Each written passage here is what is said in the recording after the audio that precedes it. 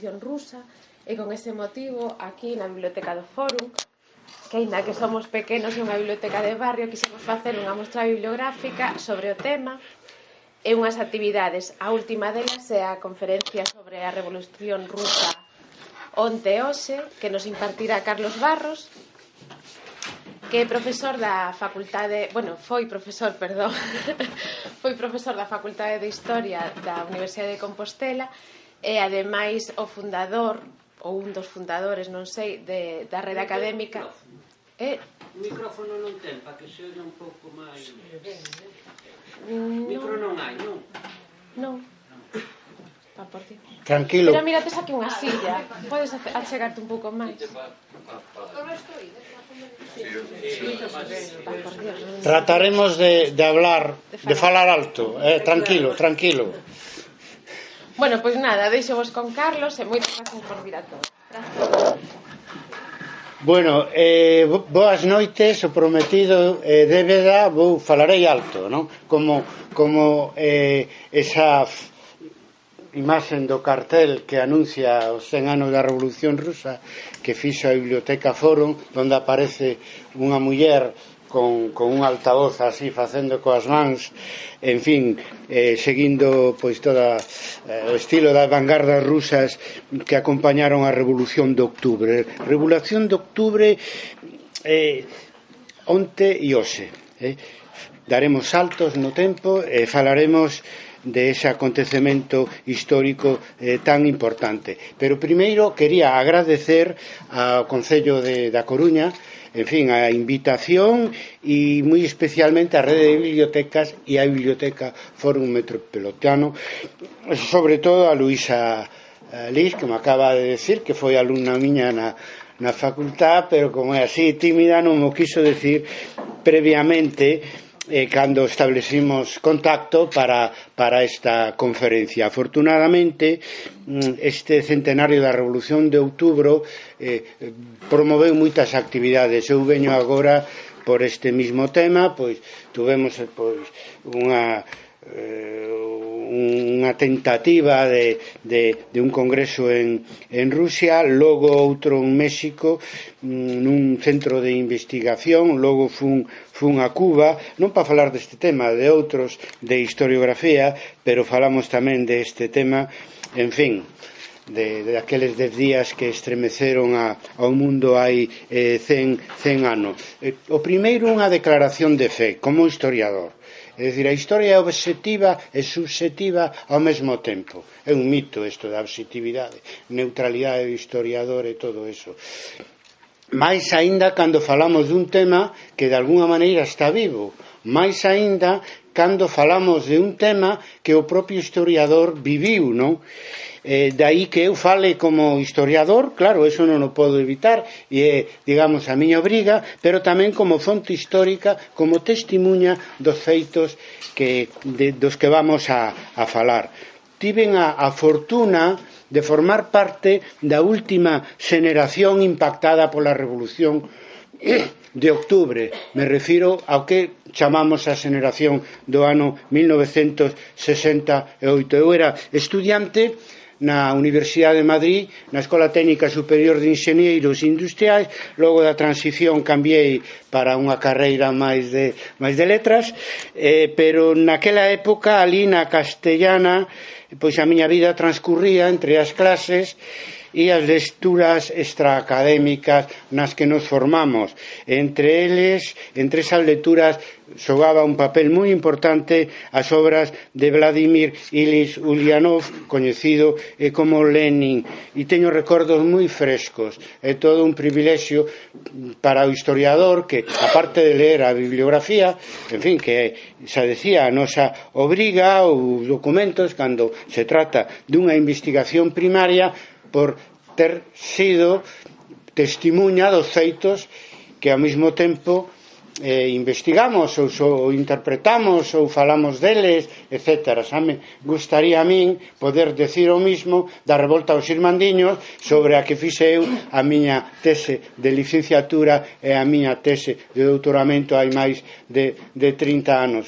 Non puden vivir aqueles feitos, pero do que vamos a falar hoxe puden digamos, vivir o que seguiu despois da Revolución de Outubro a mitade do século, na mitade do século pasado. Lecturas que eran moi importantes para nós, porque a España franquista e a Rusia zarista tiña moito en común, pois eran regímenes, digamos, autocráticos, e ademais na organización na que eu militei, o Partido Comunista de España, que era mayoritaria entre os estudiantes da Universidade de Madrid, que nos movíamos no mundo sindical antifranquista, pois resulta que vivíamos unha situación moi parecida de autocracia e dictadura, e ao mesmo tempo preconizábamos para cambiar a situación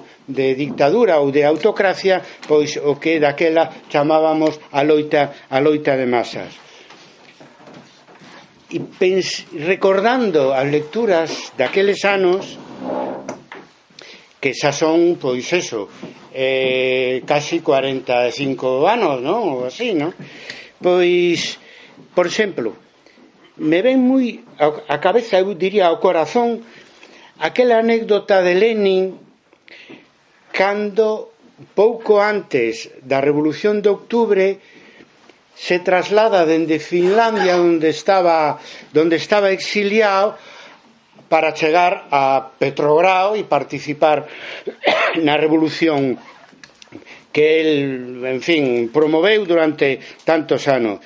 Estaban no SEO, pois, en unhas condicións moi precarias, tratando de atravesar, non sei se era un río ou un mar, e nese momento estuveron a punto de morrer el e a personas que o acompañaban, e lamentaba, cousa que escribiu el despois, que idiotez morrer dun accidente cando estaban a punto de vivir dunha maneira moi protagonista un acontecemento histórico de tanta importancia.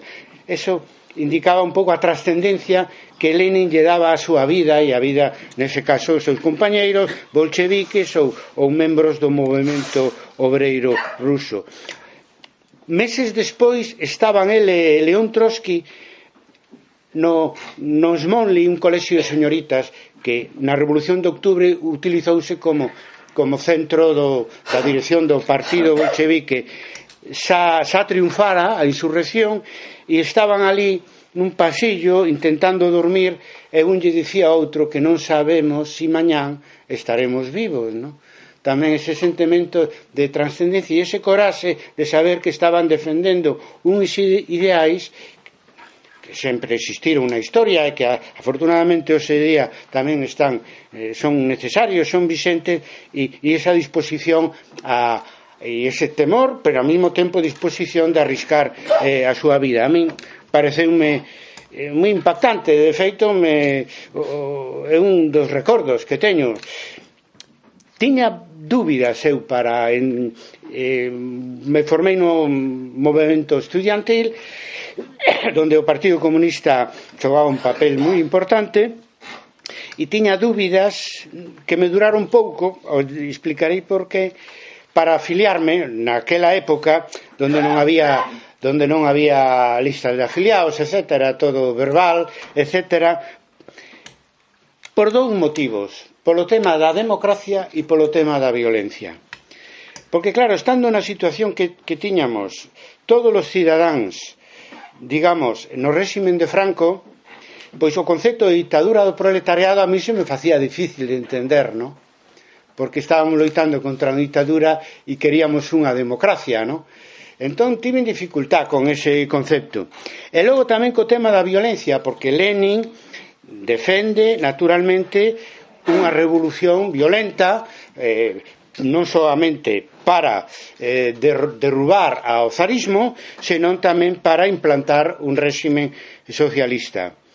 E tamén non o tiña eu nada claro, porque no Partido Comunista de España facía 20 anos que se abandonara a loita guerrillera despois da Segunda Guerra Mundial, e estábamos pois por unha loita pacífica de masa, seguindo ademais as indicacións de Lenin, que decían que en circunstancias como esas, como foron tamén as do réxime zarista, había que traballar dentro dos sindicatos oficiais e desenvolver un movimento sociopolítico que logo nos chamamos en España, etc.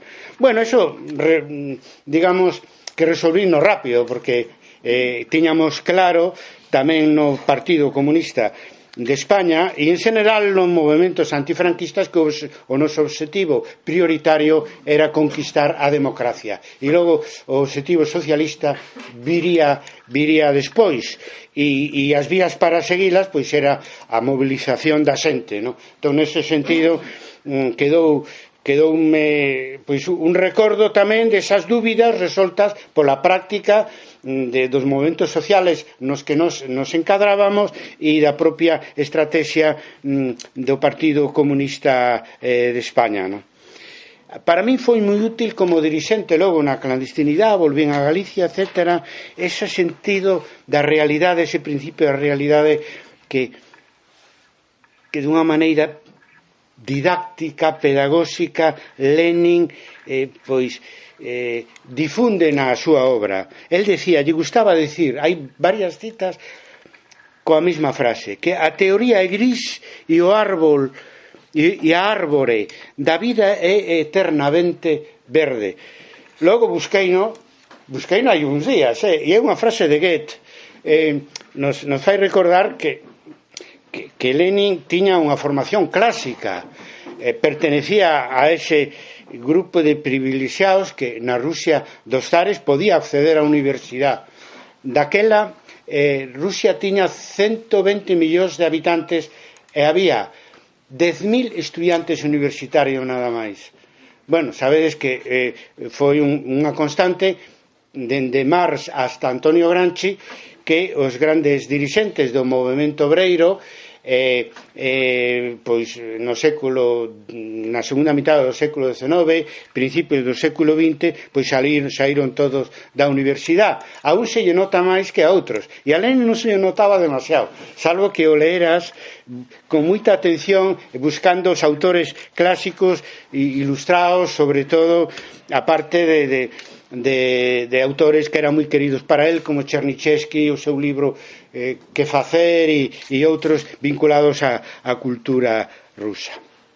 Bueno, isto é unha introducción personal, para que non se diga que eu vou falar do tema sin paixón. Falarei con paixón, independientemente de que non vou abandonar, non o fago nunca, nin o rigor, nin a honestidade cos datos, etc., pero de todas as maneiras con paixón, porque é unha historia vivida por min e por moitos dos que estades aí, algúns que coñeci e outros que me imagino. Por lo tanto, falamos de algo que nos resulta moi próximo a pesar dos 100 anos transcurridos.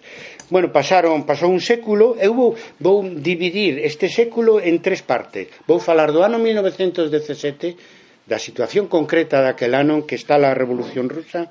Logo vou falar do século XX, do pequeno século XX, logo explicarei, e logo do século XXI, porque falamos deste tema 100 anos despois. 1917. Un rápido resumen do contexto, da conxuntura e da acción.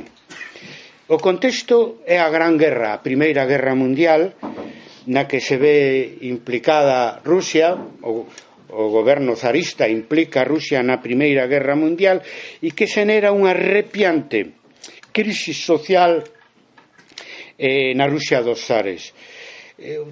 Bueno, temos visto de todo, pero é difícil empatizar coa situación que podía ter a poboación rusa entre 1914 e 1917, que é cando saen da guerra, no? A inflación estaba moi, e o precio das cousas moi subido, o desemprego tremendo, os salarios baixísimos, as xornadas laborais extenuantes, fame en castelán dis hambruna, había que dicir fame negra no campo e na cidade e morte. Morreron 2 millóns de rusos na Primeira Guerra Mundial. Entón, un contexto de morte, de fame, de miseria, e un grupo da sociedade moi organizado que era o proletariado ruso, según a terminoloxía da época, que fora un esforzo, diríamos, desenrolista do zarismo, en fin, que xenerou en Petrogrado e en outras cidades rusas un proletariado importante. Lenin e os seus compañeros empezaron dándolle clases de adultos aos traballadores nas fábricas despois de que el rematara a súa carreira de dereito, non? Entón, esta situación de límite para os traballadores do campo e da cidade pois xeneran uns movementos sociais antizaristas que facían ao goberno do zar e ao propio zar responsable de toda esta situación social e política catastrófica. Se crean uns movementos sociais moi poderosos de obreiros, de soldados e campesiños, non? En 1905 se produce un ensayo antes da guerra interesante, sin o cal non se explica a revolución de 1917, e en Petrogrado, que xa fora centro da movilización social en 1905, eso se retrata na película Akrazao Potenkin, pois eles xa en 1905 os obreiros de Petrogrado xa tiveran a primeira experiencia dun soviet e consello, simplemente a primeira experiencia de autoorganización dos obreiros de Petrogrado, e a partir de todo este desastre da entrada como consecuencia da entrada de Rusia na Primeira Guerra Mundial, pois se xenera un movimento que parte de novo de Petrogrado e que se coñece como a Revolución de Febreiro de 1917. Se forma un goberno menchevique con aliados entre os liberais da escasa burguesía que tiña Rusia naquel momento. Bueno, menchevique era fracción minoritaria do Partido Obreiro Socialdemócrata de Rusia. Houbera un congreso, os mencheviques foran os minoritarios e os bolcheviques os mayoritarios. Bolcheviques é mayoritario en ruso. Entón, os mencheviques diríamos que eran socialistas máis moderados ou socialdemócratas máis moderados, como tamén eran socialdemócratas, pertencían ao mesmo partido, pois Lenin e Trotsky, todos os que organizaron a fracción mayoritaria que é a fracción bolchevique. Bueno, entón, para sorpresa dos que se movilizaron contra o zarismo e lograron derrubalo, pois o goberno menchevique decide continuar a guerra con Alemania.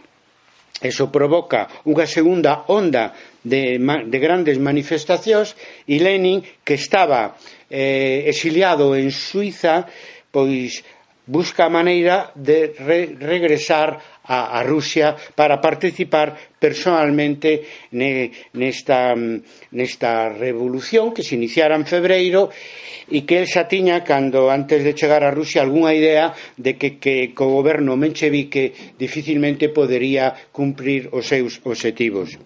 El consigue entrar en Rusia xunto con outros dirixentes antizaristas gracias á axuda de Alemania, que fleta un tren que atravesa toda Europa ata chegar a Petrogrado, etc. A Alemania estaba interesada en, naturalmente, crear o maior número de problemas a Rusia dos zares para poder ganar a guerra na súa fronte oriental. Bueno, ao chegar á estación de Finlandia, en Petrogrado, Lenin sorprende a todos co que se coñece como as teses de abril. Decía que os soviets se estenderan primeiro de por Petrogrado ao resto das cidades industriais e logo das cidades ao exército, tanto as guarnicións das grandes cidades como ao propio frente. Entón había se estendera moi rapidamente o sistema de autoorganización coñecido como soviético. E Lenin, nas tesis de abril, di todo o poder para o soviet. É dicir, quitarlle o apoio ao goberno menchevique e pasar da fase, na linguaxe da época se di así, democrático-burguesa, a fase socialista da revolución.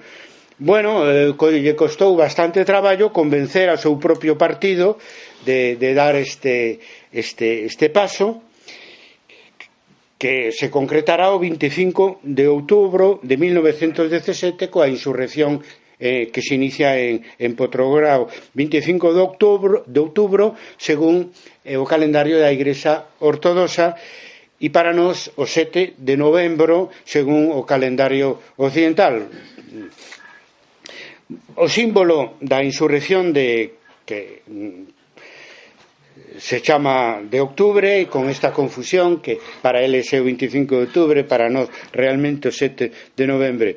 Pois ben, o símbolo da Revolución de Outubro é o asalto ao Palacio de Inverno. Logo levado ao cine non moito despois por Eisenstein nunha fotografía que moitos pensan que se fixo do propio asalto, que realmente é da película de Eisenstein, no? A bandeira da insurrección de Petrogrado tiña 3 palabras: pan, paz e terras. Pan pola fame, paz para sair da guerra, que era unha carnicería, e Lenin e outros partidos socialistas no resto de Europa decían que non debería entrarse nunha guerra por intereses imperialistas duns países con outros, porque ao final quen poñían os mortos, claro, eran os traballadores e os campesiños. E terras porque teño un esquema en castelán, por esa vez sáleme a palabra en castelán, terras porque o réximen zarista era un réximen semifeudal e aínda non fixera a reforma agraria que a revolución burguesa con antelación fixera no resto de Europa. Entonces, terras para os campesinos, paz para os soldados, pan para toda a poboación. Hai un texto moi breve que di: aos cidadáns de Rusia, 25 de outubro de 1917, 10 da mañá, o goberno provisional foi deposto.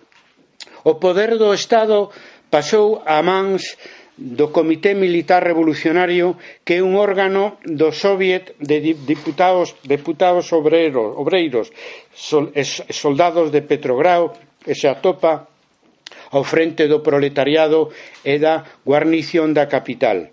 Os obxectivos polo que ten loitado o pobo: a proposta inmediata dunha paz democrática, a supresión da propiedade agraria dos terratenientes, o control obreiro da produción e a constitución dun goberno soviético están asegurados. Viva a revolución dos obreiros, soldados e campesiños. O Comité Militar Revolucionario do Soviet de Deputados, Obreiros e Soldados de Petrogrado. O texto foi escrito polo propio Lenin, no? É ratificada esa insurrección exitosa no primeiro día, durou horas a insurrección, polo segundo congreso dos soviets de toda a Rusia, que se celebrou entre o 25 e 27 de outubro de 1917. Simplemente decidiron insurreccionarse o mesmo día en que se inauguraba o Congreso de Representantes de todos os soviets de Rusia, fundamentalmente urbanos, e as unidades que estaban no frente da guerra, no? O sea, que o tiñan todo moi calculado. A insurrección do día 25 de outubro ou 7 de novembro foi casi pacífica, todos os historiadores coinciden neso. Participarían no movimento de tropas, gardas rosos e soldados do Soviet, pois unhas 30.000 persoas, nada máis, non? E en realidad foi unha toma do poder, bueno, tomaron os puntos neurálxicos da cidade de Petrogrado, pero en realidad é, digamos, ocupar un poder que estaba baleiro, porque o goberno de Kerensky pois lle desobedecían as unidades militares, en fin, tiña a poboación mobilizada constantemente contra eles, e realmente foi unha decisión política. As propias unidades de soldados de gardas rosos, milicias que se formaban nas fábricas, pois tomaron o poder con a única problema do Palacio de Inverno, onde os cadetes da época zarista que gardaban ao Palacio de Inverno, que era a sede gubernamental, pois se resistiron. No segundo congreso, o primeiro día da insurrección, o 25 de outubro, o propio Trotsky dixo que se tomaran todos os puntos neurálxicos, menos o Palacio de Inverno, que é cuestión de minutos que se tome. Por lo tanto, non é esa idea que se ten, verdad? Pero realmente non houve unha sola baixa, casi, dos insurrectos, e pode que algún ano o Palacio de Inverno é nada máis. O sea, que foi unha revolución bastante pacífica, polas características dunha conxuntura de guerra, de crisis social e de crisis política moi aguda. Unha conxuntura histórica moi especial que o xenio sensible de Lenin supo ver que das súas posibilidades, de que podíase dar un gran salto histórico se aproveitaba esa conxuntura de debilidade do réximen zarista e do propio goberno que sustituiu o réximen zarista e do sistema imperialista en general, suxeito a unha guerra civil interna entre países, como foi a Primeira Guerra Mundial. Lenin tiña esa sensibilidade máis para captar o estado de ánimo da xente, non? Da masa, se decía na linguaxe da época, da xente, e de feito lle costou, se conservaron as actas do Comité Central do Partido Bolchevique, que a mí me fixo ler Pilar Bravo Castel, a nosa responsable na organización universitaria do Partido Comunista de España en Madrid cando era novo, e me quedei moi impresionado porque Lenin estaba casi solo, non? Zinoviev, Kamenev e outro estaban en contra de dar ese salto de tomar o poder e declarar a Rusia unha Rusia que quer camiñar a cara ao socialismo. A historia lle deu a razón, non? Foi, sin dúbida, o gran dirixente de esa revolución, aínda que o executor e organizador foi León Trotsky, que era o presidente do Soviet de Petrogrado, era o presidente do Comité Militar Revolucionario de Petrogrado e logo foi o gran organizador do exército ruso durante a guerra civil que seguiu a revolución de outubro. Por lo tanto, podemos aquí falar de que se trata dun exemplo claro do papel das individualidades na historia, pero eu diría na historia da corta duración. Curiosamente, un historiador, en fin, marxista, Eric J. Hobsbawm, non valora tanto a acción destas grandes personalidades, senón, con toda a razón, dice que digo importante, o que fixo posible esa revolución que marca a historia do século XX é o protagonismo das masas, se dice, é dicir, o sistema soviético de que a xente se autoorganiza, ao que perteneceron aos soviets, tamén había dirixentes mencheviques, eseristas, de todos os partidos, digamos, de esquerda. O que pasa que nese proceso acelerado entre febreiro e outubro de 1917, os bolcheviques foron gañando a maioría nos diferentes soviets, tanto nas cidades como nos frentes. Nas frontes militares, porque simplemente sintonizaban máis cos desexos da xente. Por lo tanto, eu creo que hai que explicar a historia falando do papel das grandes personalidades e do papel da sociedade no seu conxunto, das masas. As dúas cousas son necesarias. Se en vez de Lenin estuvera outro, pois a mellor cambiaba algo, non? Pero se a xente non se mobilizara tanto nas unidades militares como nas cidades como no campo, pois non houbera habido nada. Me explico? Entón, cada feito histórico ten unha explicación propia, específica, hai que buscala, o papel das persoas importantes e o papel do conxunto da xente. Ora, para o historiador, visto dende lonxe, o máis importante é o protagonismo social. Sempre é o que vai facer ou non facer a maioría da sociedade. Non por eso vamos a minusvalorar o papel daquelas personalidades que pode ser maior ou menor importante según teña maior ou menor capacidade de representar ese sentir xeral, ese estado de ánimo que xa decía eu que no caso de Lenin era unha cualidade e unha virtude moi notable, non? O de outubro de 1917 foi en realidade unha revolución democrática radical, porque querían sair da guerra, querían que a xente estivera alimentada e facer a reforma agraria, non? O que pasa que foi dirixida por un partido marxista revolucionario que asumiu o poder nunhas circunstancias moi especiais, de moita debilidade, ese poder visto dende as clases dirixentes anteriores, asumiu o poder en nome da clase obreira, que era naquel entón o 6% da poboación en Rusia. Claro, despois nos anos 30, 40, xa con Stalin e con un proceso de industrialización acelerada, pois a clase obreira se convertiu nunha clase moito máis numerosa, aínda que a base campesina para a Rusia soviética sempre foi moi importante, pero no momento da revolución de outubro era o 6% da poboación nada máis.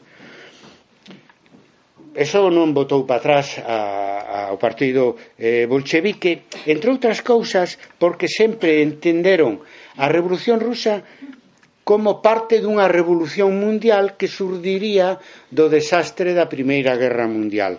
Sempre entenderon a Rusia zarista o eslabón débil do que, decían eles, era o sistema imperialista que estaba en plena guerra civil mundial. Logo non foi así, como xa sabemos, pero aí xa chegaremos. É o que pensaban naquel momento. É menos coñecido algo que me gusta decir, non? E é que a maior parte do proletariado de Petrogrado eran mulleres, porque os homens estaban na guerra. O 50%, según os datos máis consensuados, o 50%. Di Lenin, sin elas non teríamos triunfado. Non é un acto de vontade feminista, é unha constatación da realidade, porque as mulleres non só eran polo menos a mitade dos manifestantes, senón tamén eran parte importante da Garda Rosa, etc. Menos os soviets de soldados, que naturalmente eran homes, eran os seus homes que estaban na guerra, non?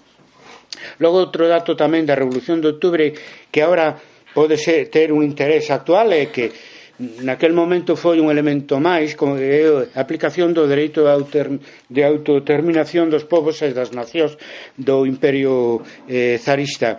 Había a Liga de Nacións anteriormente, despois do proceso de descolonización, pois sacou ese concepto de dereito de autodeterminación que Lenin aplicou a inmensa extensión e conxunto de povos e de nacionalidades que fora o Imperio Ruso, e dunha maneira moi práctica, porque Finlandia, Polonia, Lituania, Letonia, Bielorrusia votaron e formaron países independentes. Logo o resto constituíron a Federación unha federación soviética de países que anteriormente constituían o Imperio Ruso.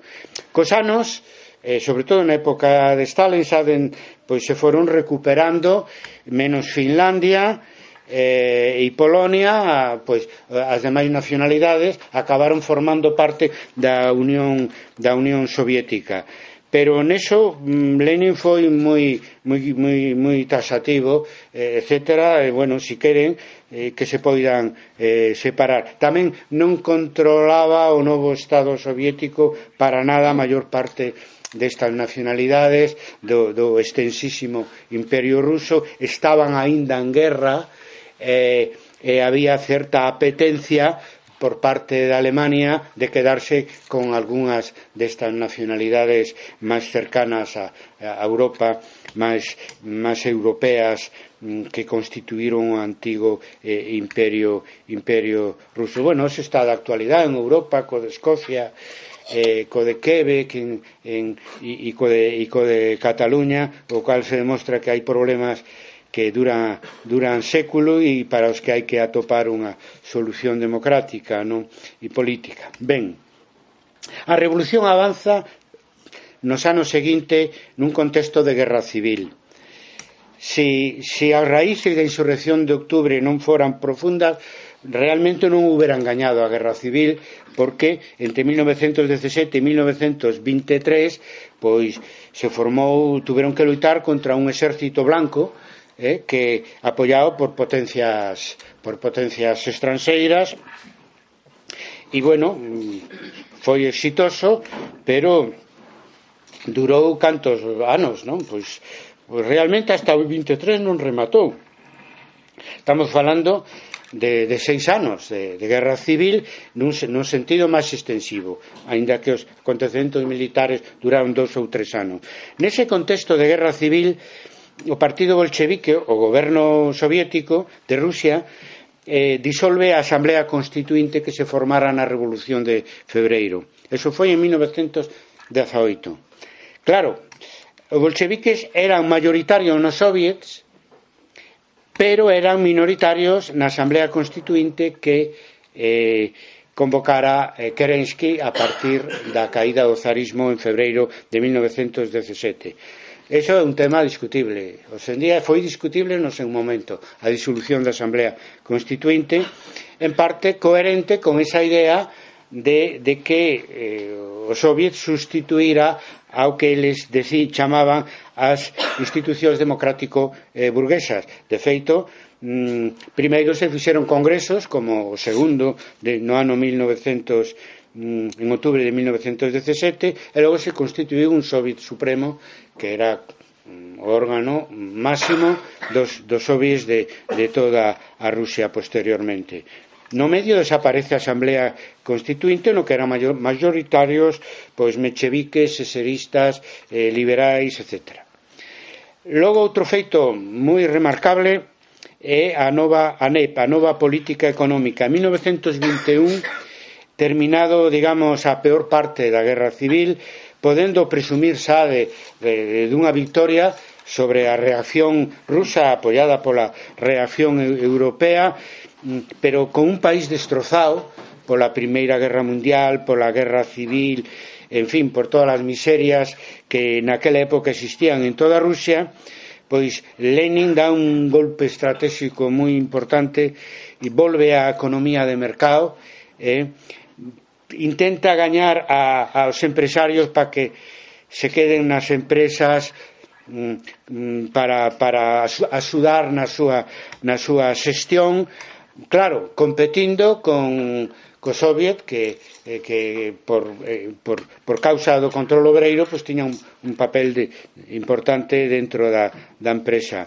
E logo tratan tamén con este xiro nova política económica de consolidar a alianza cos campesiños, que hasta ese momento se organizara máis ben dentro das unidades militares, donde obreiros e campesiños, soldados, todos eles formaran os soviets de soldados. Entón é un problema que en Rusia sempre foi moi difícil, na Rusia soviética, de resolver, porque, bueno, pois claro, tiñan ou podían ter nun momento dado intereses diferentes os obreiros das cidades e os campesiños dos campos rusos, non? Bueno, hai unha valoración unánime entre historiadores de que a Revolución de 1917 supuso unha nova etapa da historia mundial. É dicir, se fala do pequeno século XX, xa o comentei antes, son unha idea de Hobsbawm de chamar, de decir que o século XX realmente empeza en 1917 coa Revolución Rusa e termina en 1991 co retorno de Rusia ao capitalismo. E eso hai bastante consenso sobre esta idea de que o século XX empeza realmente coa Revolución Rusa e termina coa caída do socialismo chamado real. A verdade é que é a primeira vez na historia da humanidade que unha revolución popular triunfa. Bueno, John Reed escribiu sobre o terreno, en tempo real, o libriño 10 días que estremeceron o mundo, como para explicar pois esa impresión que a un norteamericano xornalista como John Reed lle causou pois vivir de cerca os acontecementos de Petrogrado e de Rusia. Pero é que foi así. Cambiou moito no mundo a partir da Revolución Rusa, causou un impacto universal en varias xeneracións durante este pasado século, demostrando algo que logo popularizou Obama e que en España Podemos fixo pois dele un emblema que sí se pode. Bueno, críticas internas referido ao movimento obreiro internacional próximo ao propio partido bolchevique, que constituíra un embrión do que sería logo a Terceira Internacional, que se chama Internacional de Zimmerwald, donde se reuniron socialistas de esquerda de toda Europa que se opoñían á guerra imperialista. O Partido Socialdemócrata Alemán e outros apoiaron a cada un ao seu país na propia guerra, pero algúns se negaron, se escindiron da Segunda Internacional e logo, cando está a Revolución Rusa, algúns deles critican a Lenin e aos bolcheviques. O máis destacable é a crítica de Rosa Luxemburgo, que estaba na cadea e escribiu un artigo que se titulaba La Revolución Rusa, que logo a Revolución Rusa non tuvo naqueles anos demasiada difusión, donde recoñece que os bolcheviques salvaran o honor do proletariado internacional, pero a renglón seguido, seguindo o que é típico dos marxistas de orixen universitario daqueles anos, que sempre se pasaban a vida discutindo e todo era discutible, pois discuten que fora correcto a disolución da Asamblea Constituinte, porque, bueno, foi, decía, unha agresión a unha democracia que nos queremos unha democracia máis avanzada, non acabar coa democracia en este caso da Revolución de Febreiro, ou se nos parecería xusta, ¿no? Esa crítica de Rosa Luxemburgo. Tamén criticaba o apoio á reforma agraria, porque decía que si se crea un exército de pequenos campesinos, pois eso será un obstáculo para a construción do socialismo. E tamén criticou Rosa Luxemburgo a paz de Brest-Litovsk. É unha paz que firmou a Rusia soviética con Alemania, cedéndolle bastantes territorios, algúns deles cedendo o dereito que podía ter históricamente Rusia sobre algúns dos países que justamente votaran en referéndums de autodeterminación a súa independencia. Bueno, visto desde o punto de vista práctico da coyuntura da insurrección e logo da guerra civil e do estado de Rusia naquel momento, probablemente, se non fora así, non houbera triunfado a revolución de octubre, ¿no? Porque na Asamblea Constituinte estaban parte dos que apoyaron logo o exército blanco contra o exército roso que organizou Trotsky, non? Entón, nese sentido, son frutos das circunstancias. Lenin tiña esta idea de ese principio de realidad moi acusado e pensaba que se podían ceder en cuestións secundarias, pero non unha cuestión principal, que era manter o poder soviético e avanzar hacia a construción dun réxime máis igualitario, de un réxime socialista. Logo, o propio Lenin morreu aos 53 anos, non? Entonces lle deu un ictus no ano 1922 e logo sobreviviu 2 anos máis, e en estes 2 anos xa tiña dificultades para escribir e todo, e lle dictou unhas notas á súa secretaria, e nunha desas notas pois opina sobre os diferentes dirixentes do partido bolchevique, dicindo as súas virtudes, o seu defecto, un pouco procurando que si, como parecía, non iba a sobrevivir, pois quedaran deixar o legado das súas ideas sobre algunhas das cuestións que lle preocupaban da dirección do partido bolchevique. E aí é onde pide que Stalin sea desplazado da Secretaría Xeral do Partido Comunista, que naquele momento se chamaba Partido Comunista da Unión Soviética. Decía que era unha persoa moi ruda no trato cos compañeiros e que era perigoso que el continuara na Secretaría Xeral. Bueno,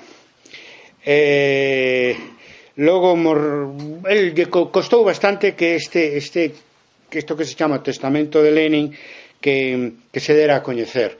Por fin, o propio Stalin tivo que aceptar que se leera nun congreso do partido, xa morrera Lenin, pero por desgracia foi bastante profético e tiña un ollo clínico e unha gran sensibilidade tamén para coñecer as persoas. Deso tamén falaremos máis.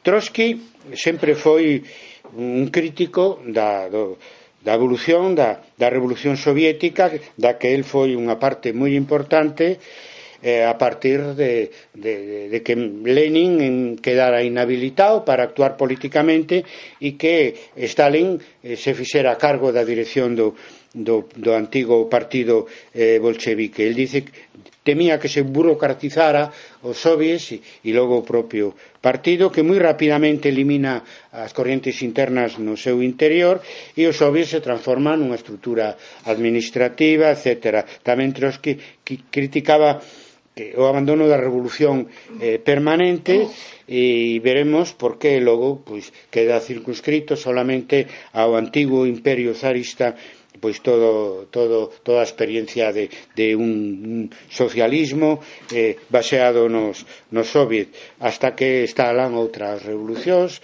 pero no primeiro momento están solos os socialistas ou os comunistas soviéticos.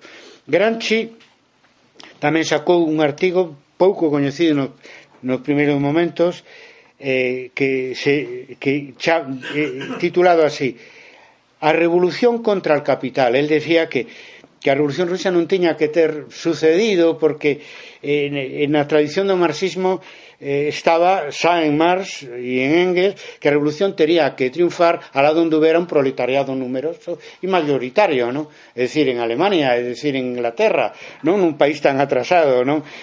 Recorda ese tema Gramsci, o reto e o desafío que supoñía para os marxistas que houbera triunfado en un país tan atrasado, semifeudal, a revolución con unha orientación socialista que era o máis avanzado da época. Dai empeza xa na cadea, nos cadernos do cárcere, a escribir como superar o concepto de ditadura do proletariado, e Gramsci inventa o concepto de hegemonía, onde se trata de acceder ao poder pola forza, pero tamén polo consenso, que logo facilitaría no futuro pois as posicións do que se considerou o eurocomunismo, e además recollendo todo este movimento de conciliar socialismo revolucionario e democracia, pois as últimas declaracións de Engels e do propio Marx sobre a posibilidade de acceder ao poder en Alemania a través de un proceso electoral. Bueno, en Alemania é onde falla todo, non? Porque en 1918 a Liga dos Espartaquistas, que era o nome do Partido Comunista en Alemania, vamos, da parte da Internacional de Zimmerwald en Alemania, dirixido por Rosa Luxemburgo e Carlos Liebknecht, e son derrotados, en fin, por un goberno socialdemócrata e sendo o brazo executor pois o exército máis prusiano e máis reaccionario que asesinaron a Rosa e a Carlos Liebknecht e os botaron a un dos canales de Berlín. Ese fracaso da revolución espartaquista pois é un golpe moi forte á revolución mundial que preconizaba a Internacional de Zimmerwald e moi particularmente unha gran decepción para os exitosos revolucionarios rusos e ter que construir o socialismo en teoría, non? Nun contexto de aillamento tan grande, pois truxo as súas consecuencias negativas, non? Foi Bukharin quen teorizou a idea do socialismo nun solo país, foi asumido por Stalin. Logo, de momento non rompen cos mencheviques, pero non cos eseristas, socialistas revolucionarios, que era o partido mayoritario no campesinado ruso.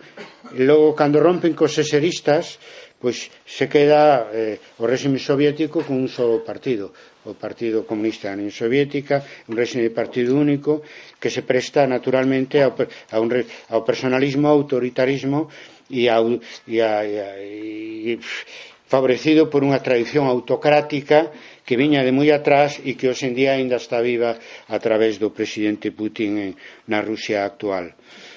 Entre os anos 30 e 40 pois se dá un período histórico na antigua Rusia zarista que eu chamaría sin dúbida alguna o período estalinista, non? Donde suceden cousas positivas e outras menos positivas. O máis importante, o que destaca máis, é a industrialización acelerada do país a través dos plans quinquenais que transforman nunha gran potencia a antigua Rusia dos zares, non? De feito, cando hai que facer frente a Hitler e a Mussolini, xa é unha gran potencia Rusia. Iso foi a Rusia soviética, foi un gran éxito acelerado nunha década pouco máis, non? Logo, algo que se di pouco pero que se cabe máis importante, que os bolcheviques crean un estado social moi poderoso. O sea, hai un aumento, se parte dunhas condicións desastrosas para o conxunto da poboación. A vida non valía nada antes da Revolución de Octubre na Rusia dos zares. Se sube o nivel de vida, se garantía unha educación, unha sanidade, un sistema de ciencia e, en definitiva, un estado social. Unha revista vinculada ao grupo Prisa, Claves da Razón Práctica, sacou un número dedicado á Revolución Rusa e lle daba publicidade dicindo como pode ser que durante 70 años haya sobrevivido el régimen soviético. Bueno, é unha pregunta que para un historiador lle fai ruborizarse, non? Porque pois simplemente porque mellorou a vida da xente, senón a xente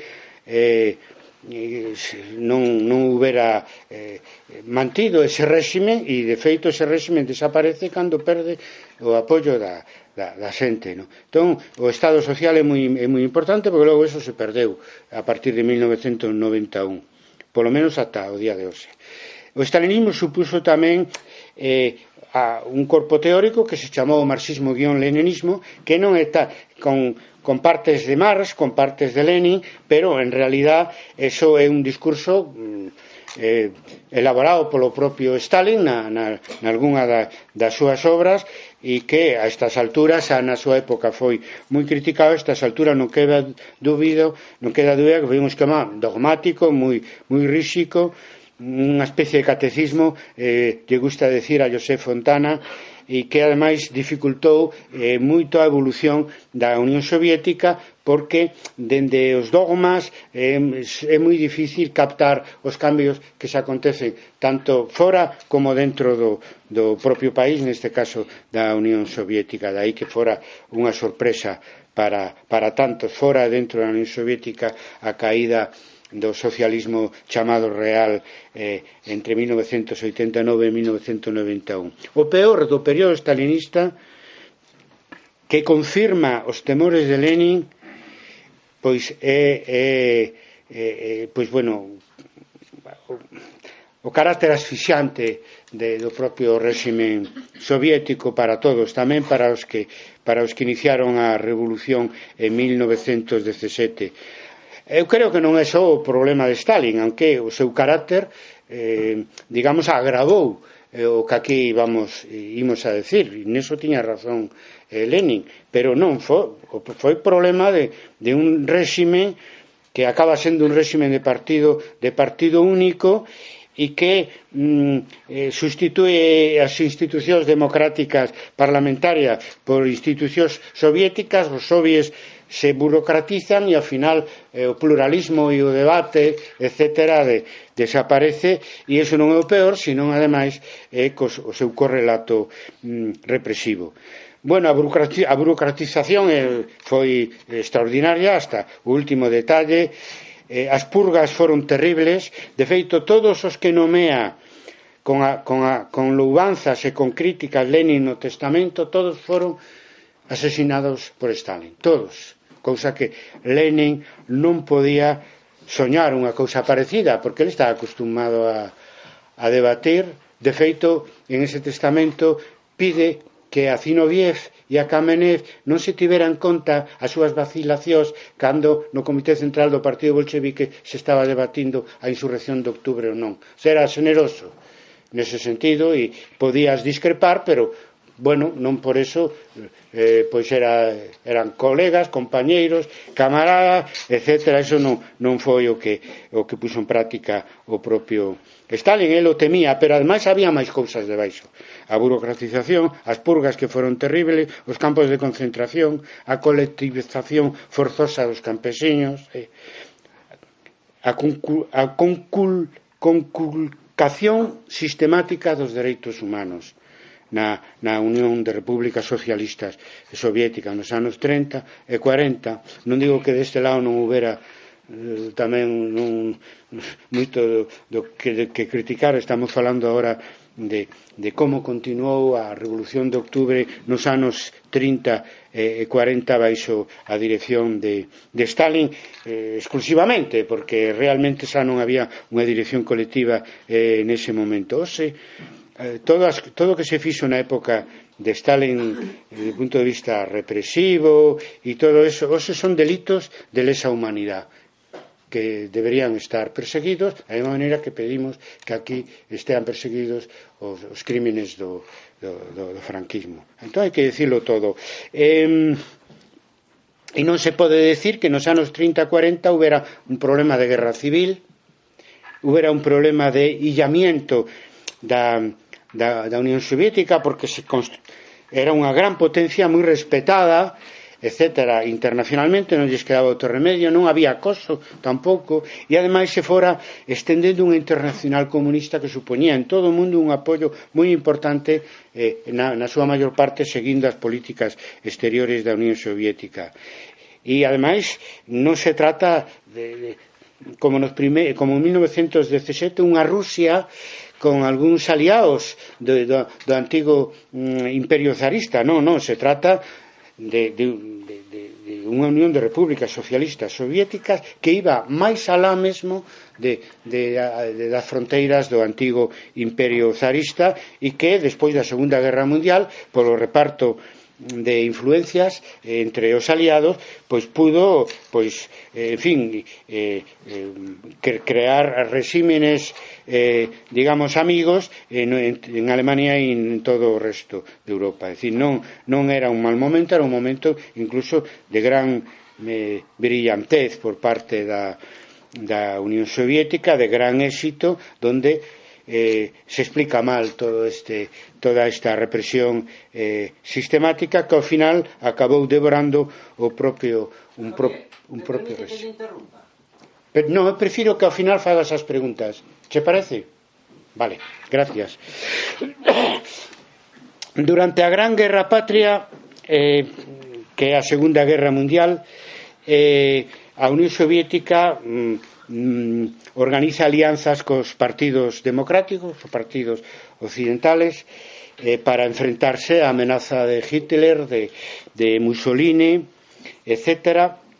É un momento en fin, moi importante na historia de Europa e eu creo que na historia do mundo, e o papel decisivo na loita contra Hitler, como todos sabemos, pois eso pois foi protagonizado pola Unión Soviética, pois hubo 10 veces, hai que multiplicar por 10 o número de caídos, hubo 20 millóns de caídos e ás veces a historiografía occidental non recoñece este papel da Unión Soviética na Segunda Guerra Mundial, por empezar na propia cinematografía que tanto nos gusta sobre a Segunda Guerra Mundial de Hollywood. Pero bueno, é así, os historiadores temos que dicilo, que o factor decisivo da loita contra o nazifascismo foi a Unión Soviética. Eso supón un novo impulso de prestixio no mundo da Unión Soviética e o inicio da Guerra Fría entre os dous polos, Estados Unidos e Unión Soviética, que marcou os anos 40 ata 1953, en que morre Stalin. 3 anos despois, 1956, Khrushchev, que o sucede, denuncia ante a opinión pública interna e externa os crímenes de Stalin, e entre 1956 e 1991 pois se dan hasta Brezhnev, ou se queredes hasta Gorbachev, pero vamos, hasta Brezhnev, pois 30 anos de stalinismo sin Stalin, non? Coa represión enormemente atenuada, etc., pero sin cambiar o sistema político que deixara atado e ben atado Joseph Stalin. En 1956 ten lugar a invasión de Hungría por parte dos tanques soviéticos. Para min, como historiador, pois é unha data tamén importante, porque no ano 52 se creara por parte dun grupo de historiadores do Partido Comunista Británico a revista Pass and Present, que é unha revista que crea a escola historiográfica marxista máis importante que tivemos, non? Eles, a partir da invasión de Hungría, abandonan o Partido Comunista Británico, e no ano 1968 pois ten lugar o Maio francés e a intervención dos tanques soviéticos pois para por coto, por final a primavera de Praga de Dubček en Checoslovaquia. Eu daquela estaba no comité universitario do PC na Universidade de Madrid e celebramos as críticas que o Partido Comunista de España fixo sobre esa intervención imperial, etc., pero non só por eso, sino sobre todo porque acabaron con o experimento de un socialismo con rostro humano que personificaba Dubček. Tamén se criticou ao mesmo tempo pois a posición crítica do Partido Comunista francés cos estudiantes do Maio do 68. Nos éramos estudiantes do Maio madrileño. Eu creo que se non fora así nos hubiéramos ido nos hubiéramos marchado do PC, non? Si a dirección de Carrillo en ese momento era moi difícil de combinar o que se di co que se fai cando se contradí tanto o que se di co que se fai. Bueno, 1989 e 1991 a caída sorpresiva do socialismo real, o desmembramento da Unión Soviética, que hai que analizar dende o marxismo. Creo que as forzas productivas entran en contradicción coas relacións de produción. A Unión Soviética perde a carreira económica con Occidente, sobre todo cos Estados Unidos, e aí chega hasta o paroxismo a desconexión dos dirixentes soviéticos coa maioría da súa sociedade, que polas propias características do sistema soviético é que non existían nin canles, salvo se cadra pois a KGB, ou se personificada por o presidente de Rusia, Vladimir Putin, pois probablemente sí que supera moito máis polas súas propias redes informativas do que pensaba realmente unha sociedade que xa non tiña nin voz nin voto nas decisións que se tomaban naqueles anos, naquelas décadas na Unión Soviética. Como sabedes, a caída da Unión Soviética ten lugar con accións de masas moi poderosas tamén de sectores da clase obreira, como no caso de Polonia, en fin, procesos moi rupturistas, con participación social importante, e unha adaptación aos cambios por parte dos partidos comunistas de todos os países, de Alemania hasta Unión Soviética, que dá como resultado pois unha volta inesperada do peor capitalismo no leste de Europa e concretamente na antiga Unión Soviética. Se quebra o catecismo marxismo-leninista, pero non só eso, sino que retrocede a influencia do marxismo, incluso as ideas progresistas, moi concretamente no ámbito intelectual e no ámbito académico, que espacio que queda libre e vai ser ocupado pois polo neoliberalismo, pensamento único, posmodernismo, etc. Tivo unhas tremendas consecuencias a caída do muro de Berlín, que se di, pero sobre todo para Rusia. Na Rusia postsoviética pois se multiplica por 10 o número de pobres, a esperanza de vida descende como ao número dos países do terceiro mundo e desaparece o Estado social, educación, sociedade, todo o sistema científico. Por lo tanto, non nos extraña que hai pouco nun sondeo feito á poboación, o 57% tiña unha visión positiva de Lenin. E logo tampouco nos extraña que Vladimir Putin, que coñeceu a época en fin, anterior e supo adaptarse estupendamente á época actual, dixera isto. Bueno, se lle atribúe, pero ainda non atopei en que discurso e en que data. Pero a verdade é que se corresponde co que fai. Di, quen non extraña a Unión Soviética non ten corazón, quen a quer de volta non ten cerebro. Bueno, el, sabedes que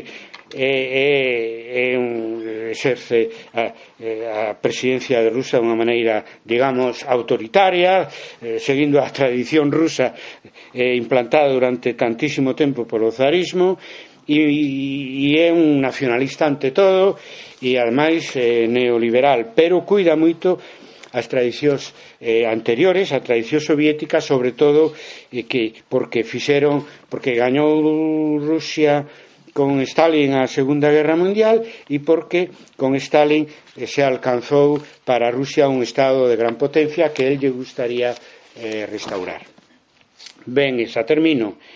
Dende o presente, como podemos ensuiciarse a revolución de octubre de 1917. Bueno, vivimos un contexto moi diferente da época de Lenin.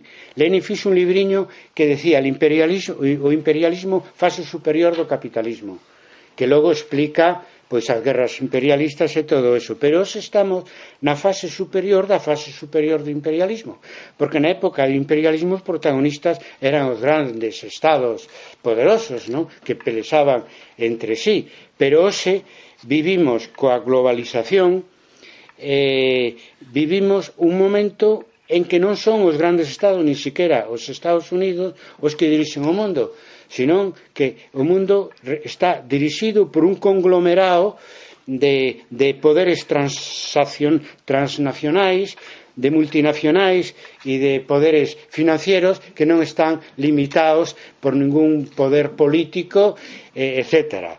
E iso é o desorden mundial no que vivimos hoxe en día, e impensable para Lenin, que por exemplo agora mismo o novo presidente dos Estados Unidos pois trate de hallar o seu país dos efectos que el considera negativos para a súa base electoral da globalización. É dicir, vivimos unha etapa moi distinta, pero ten en común coa época de Lenin que a desigualdade continúa, incluso se incrementa. Piketty, un economista francés, demostrou nunha tese de doutoramento que a desigualdade no mundo, tanto xeográfica como interna nos diferentes países, non fixo máis que medrar ao longo de todo o século XX e agudizarse no cambio do século XX ao século XXI. Bueno, sabémolo porque conduxo á crise do ano 2008, que durou unha década, as súas secuelas durarán máis aínda, comparable coa crise de 1929, e que todos os especialistas saben, está moi extendida a idea de que haberá máis crisis mundiales, porque este capitalismo que ninguén controla, nin siquiera os grandes estados que o intentan a través dos G7, do G20, a través do Fondo Monetario Internacional, do Banco Central e todo eso, pero non o logran tan facilmente. De feito, non hai nada que impida que se repita a crise na que estivemos inmersos os últimos 10 anos. Por que digo todo isto? Desigualdad, globalización, desorden mundial. Bueno, estamos vivindo un auxe do anticapitalismo, dun anticapitalismo social, non ideolóxico, social, sobre todo porque afecta a xeneración máis nova que está sin perspectivas neste mundo novo, deste mundo mundial, como se di coloquialmente. Bueno, e en este contexto de crise capitalismo, dunha crise do capitalismo, en fin, como a que provocou o nazismo e o fascismo nos anos 30, pois aparecen voces falando da vixencia de Lenin, que eu creo que ten a súa parte de verdad estas voces, pero sempre cando quede claro de que os camiños da Revolución Rusa non son os camiños que a revolución os está seguindo. Non digo que debe seguir, porque sei a miña opinión, senón que a revolución, no sentido, entendendo por revolución, os proxectos de transformación social profundas están seguindo, o cual non quer decir que o pasado non nos axude a comprender o presente, neste caso o pasado intelectual do marxismo, que tivo a súa máxima expresión na Revolución de Octubre de 1917. Bueno, vivimos un auxe de movimentos sociais, pero o movimento obreiro non é que nos está protagonizando por razóns de tipo estruturais. Hai menos forza sociolóxica nas estruturas económicas do capitalismo occidental, hai máis traballadores de corbata dos servicios que traballadores industriais.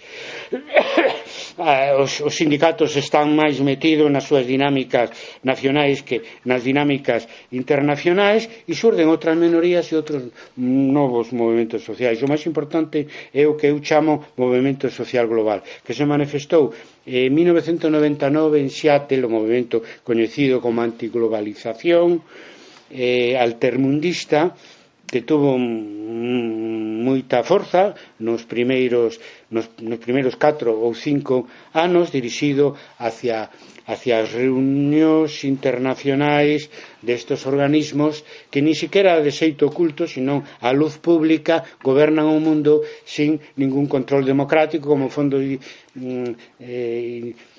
Fondo Monetario Internacional, o Banco Mundial, a OCDE, etc. O proxecto de Davos, como todo eso. Entón, eso foi unha verdadeira novedade no cambio do século. E a segunda foi no ano 2011, o Movementos Indignados, que sabemos, comeza en Túnez, se estende a Europa, logo aos Estados Unidos e tivo a súa última mostra recentemente neste ano en Francia, xa perdendo forza porque neste proceso pasaron 5 ou 6 anos. Eu coido que haberá unha terceira onda de movimento indignado tamén con estas características de xeración nova, dimensión internacional, etcétera, porque a crisis do feudalismo non só sigue, sino que o que nos din que poda haber en calquera momento deste século XXI é unha crisis peor que a o ano 2008, que además no sur de Europa pagamos dunha maneira moi especial. Bueno, neste contexto de crisis, de movilización social, surde a experiencia en América do Sur do socialismo do século XXI, sobre todo en Venezuela, en Ecuador e en Bolivia. Para o tema que estamos tratando é moi importante, porque é un retorno ao marxismo como guía da acción. Mais claro, digamos, no caso de Venezuela, a mellor que no caso de Ecuador, e no caso de Bolivia, pois da súa maneira, porque ali o movimento social que inspirou o acceso ao poder de Evo Morales, pois é un movimento indígena. Xa dicen que hai agora outros protagonistas neste auxe dos movimentos sociais no século XXI. Ben, nestes países que intentan o que sempre intentaron os partidos obreiros e de esquerda crear un Estado social, pero coa novedade, por eso digo que a copia literal do que fixo Lenin e o Partido Bolchevique hoxe nunha serie de aspectos non ten sentido, porque nestes países do Grupo ALBA se accedeu pola vía democrática ao goberno, e entonces ese era o soño é unha opción que barasou no seu momento Marx e Engels, foi o soño de Salvador Allende e era o que preconizábamos os eurocomunistas nos anos 70, pero foi en América Latina onde se fixo realidade hasta o día de hoxe, con dificultades, pero hasta o día de hoxe. Entón é un cambio respecto á vía leninista importante. Seguramente él, se vivira estos tempos, tamén se alegraría de que a revolución puidera triunfar sin necesidade de perda de vida, non? Logo tamén nestes países de América do Sur pois se combina o Estado social coa economía de mercado como unha nova política económica pero permanente, que para Lenin foi unha medida de emerxencia, pero aí é unha realidade inevitable, igual a interdependencia global que da evolución da economía mundial, que no caso de Venezuela a través dos precios do petróleo está demostrando que pode condicionar o éxito e a victoria de un goberno que pretende unha transformación social. Bueno, hoxe, resumindo, que é a Revolución de Octubre hoxe en día, non? Pois é un referente historiográfico, un referente histórico e un referente identitario para os que vivimos aqueles momentos, que podemos sentilo pois dunha maneira máis abertos ao mundo de hoxe ou máis pechados, porque un pode decir que eu teño estas ideas e entón non paso que pase no mundo non vou cambialas nunca. Entonces, quero decir, eu recordo na Casa de Velázquez de Madrid, non está relacionado algo con isto, pero non del todo. Un historiador, Rodney Hilton, que de Past and Present, historiador marxista británico, que lle falaba eu sobre un momento feminista, un momento ecologista que había que introducilo nas nosas investigacións, non solo movimentos sociais, tamén esos movimentos. E dicía, bueno, mira, Carlos, yo, en francés me decía, yo no voy a hacer nada distinto de lo que he hecho toda mi vida, desde que era joven.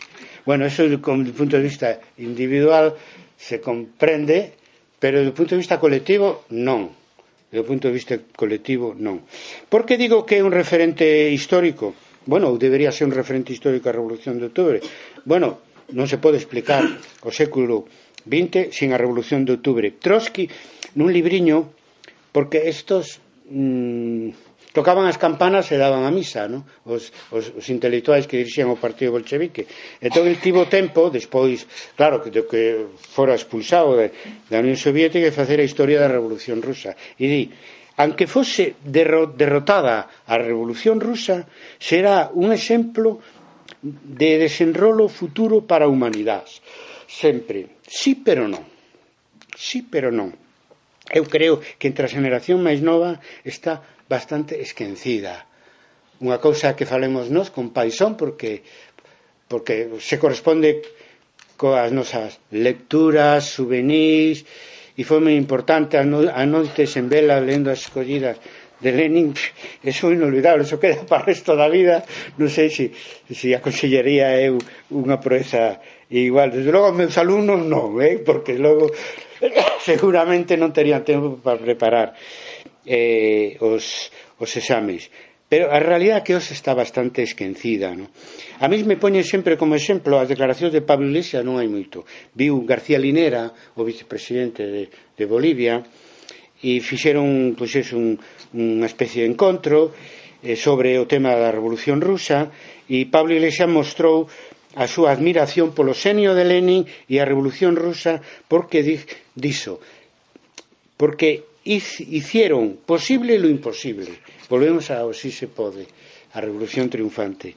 Pero creo que é un aporte individual.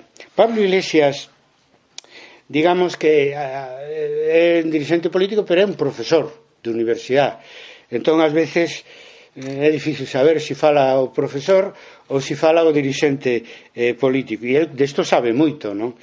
Pero non é representativo, porque o 15M máis ben tivo unha importancia histórica grande, ese outro tema, non é o que nos trae hoxe aquí, pero máis ben teña unha vena, digamos, anarquista, non?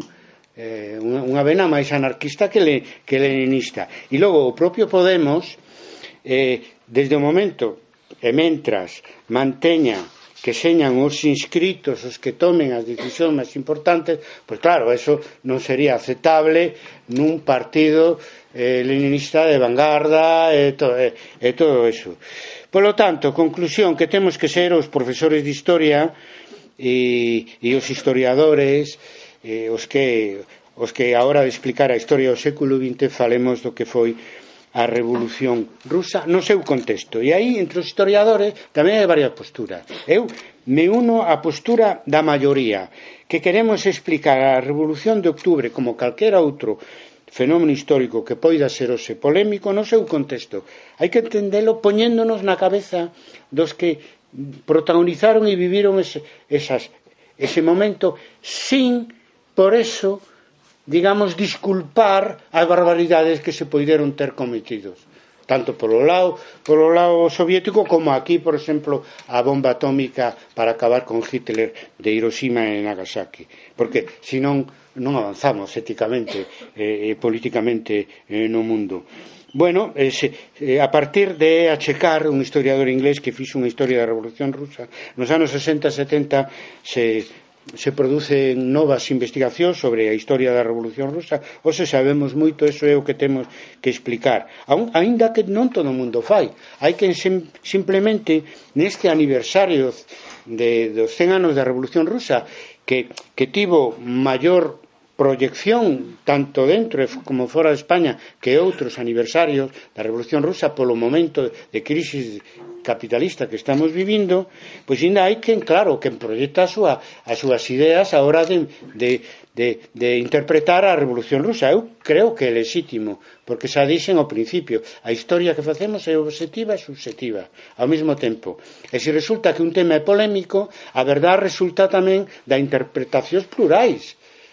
E aos alumnos llegamos, bueno, sobre isto hai varias posturas, ainda que xa digo que eu me ateño ás interpretacións da Revolución Rusa que teñen máis en conta o contexto histórico do que falei, a guerra, as circunstancias, etc., sin justificar nada que hoxe en día seña injustificable desde un punto de vista humano. Por exemplo, Santos Julián, un colega de historia contemporánea nun traballo sobre a Revolución Rusa, que ahora proliferaron afortunadamente bastante, simplemente se alinea con mencheviques, como que eran mencheviques que tiñan razón un pouco por paralelismo, non coa situación actual, porque ele máis ben do PSOE e tal, esas cousas, non? Pero que claro, na historia eso, hasta que punto é lexítimo? Totalmente, todo o mundo ten dereito a facer calquera interpretación e a proyectar a súa ideoloxía, como a súa ideoloxía coñecemos, pois tomamos en conta a interpretación que fai, considerando que hai diferentes ideoloxías que pode dar lugar a diferentes interpretacións, neste caso da Revolución Rusa. O asunto é cales son as que poden estar máis justificadas polos feitos históricos que coñecemos. Logo, un historiador anglosaxón, Richard Pipes, sacou algúns libros tamén sobre a Revolución Rusa moi exitosos, donde el, conservador, pensa que os blancos tiñan razón na guerra civil, non? Bueno, estas posicións dos blancos e os mencheviques foron derrotados pola historia en Rusia. Hoxe en día, despois da caída do muro de Berlín, a diferencia de outros países do leste de Europa, donde se formaron partidos socialistas ou socialdemócratas, en Rusia o partido de esquerdas é o Partido Comunista de Rusia. Quer decir que a xente non quere saber nada do que hoxe serían os mencheviques de antes. Nada, derrotados pola historia. E non digamos os blancos, a contrarrevolución, a extrema dereita zarista que decía Pipes que a historia lle deu a razón. Como lle dá a razón? Putin non é un conservador ni un ultradereitista, é un nacionalista que colle de todos os sitios e que naturalmente se centra o seu interés e do grupo que ele representa no mantenimento do poder. Simplemente nin se lle ocurre defender a causa dos blancos en Rusia, máis ben coa súa ambigüedade pois procura falar ben de Lenin e incluso hasta de Stalin pola conta que lles ten e os votos que lle pode traer. Por último queda, pois eso, referencia histórica esquecida, hai que facer un esforzo, referencia historiográfica. Eu me quedo cos historiadores que tratan como Julián Casanova a historia rusa no seu contexto, tamén un último libro. E logo queda a referencia identitaria. Que vou decir? Eu vexo por aquí algúns daqueles anos, compañeiros meus, non?